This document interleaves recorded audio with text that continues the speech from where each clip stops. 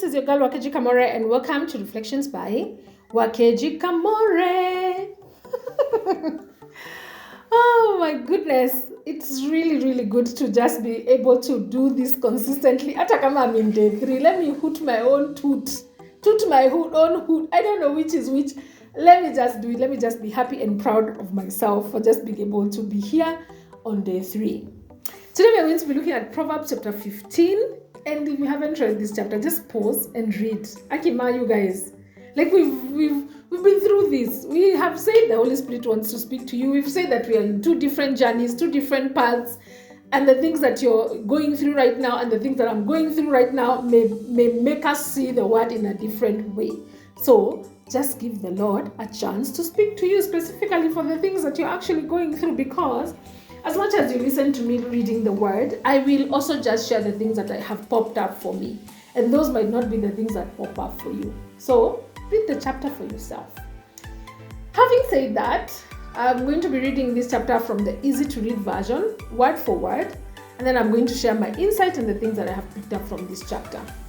I hope you are ready. So let's get going. Proverbs chapter 15, easy to read version says, "A gentle answer makes anger disappear, but a rough answer makes it grow." Woo, don't I know this? Don't I know this? Well, I don't know. I know it like it's in my head, but sometimes actions and the knowledge zinapitana kidogo. But I do pray that this keeps being on top of my mind, especially when someone makes me angry, that I can actually give a gentle answer. Anyway, verse 2. Kianza hivi for every verse, we will never finish. So let me just read.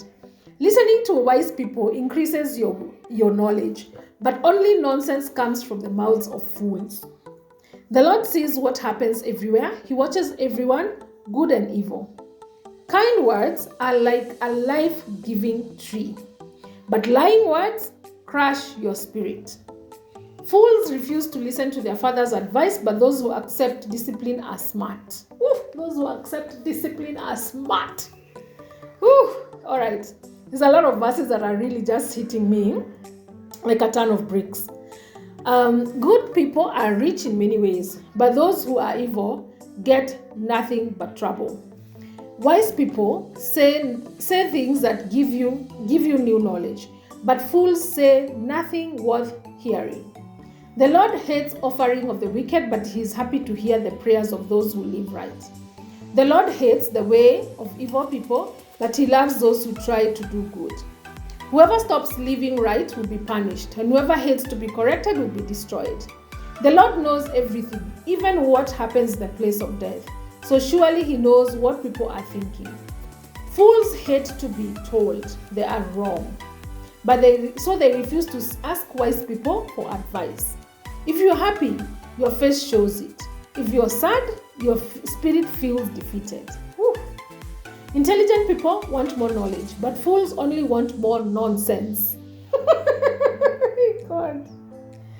Life is always hard for the poor, but the right attitude can turn it into a party. I love that verse. Hey, you guys. Verse 15, let's read it again. Life is always hard for the poor, but the right attitude can turn it into a party. So it didn't say the right attitude turns it to a party for those that are rich. No, like even if you are poor, even if you're broke, even if like you're not in a good place, the right attitude can turn your life into a party. I love that. Oh, I love that. Clock it. Verse 16. "It is better to be poor and respect the Lord than to be rich and have many troubles. It is better to eat a little where there is love than to eat a lot where there is hate. A quick temper causes fights, but patience brings peace and calm. For lazy people, life is a path overgrown with thorns and thistles. For those who do what is right, it is a smooth highway. Wise children make their parents happy. Foolish children brings them shame. Doing foolish things make a fool happy, but a wise person is careful to do what is right. If you do not ask for advice, your plans will fail. With many advisors, they will succeed. People are happy when they give a good answer. And there is nothing better than the right word at the right time. Ooh, that's a really good verse. That's a really good nugget over there. What wise people do lead to life here on earth and stops them from going down to the place of death. The Lord destroys a proud man's house, but protects a widow's property. The Lord hates evil thoughts, but he is pleased with kind words. Whoever takes your money to do wrong invites disaster. Refuse such gifts and you will live. Whoever takes money to do wrong invites disaster. Refuse such gifts and you will live. Good people think before they answer, but the wicked do not. And what they say causes trouble. The Lord is far away from the wicked, but the Lord is far from the wicked, but he always hears the prayers of those who do what is right. A smile makes people happy. Good news makes them feel better.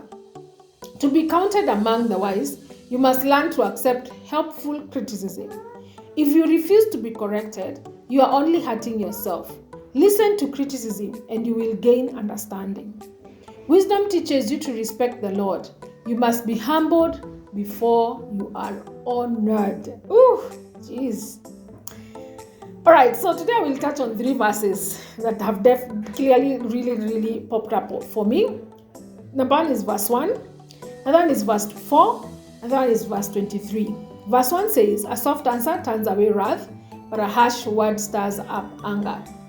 In this version, it says a gentle answer makes anger disappear, but a rough answer makes it grow, that makes the anger grow. Verse 4 says, kind words are like a life-giving tree, but lying words will crush your spirit. And then verse 23, it says, people are happy when they give a good answer, and there is nothing better than the right word at the right time. These 3 verses touch on the delicacy of words and how they can either positively or negatively impact a situation. So a well-spoken word can prevent anger from dominating, of course, a conversation or an interaction. It can build up rather than tear down, and it can be a source of joy. But we all know, you guys, how choosing the wisest words at any given point, it's very difficult, especially when you are angry at someone. This is why Solomon talks about a wise man speaking slowly. A wise man knows that he needs time to think through his responses.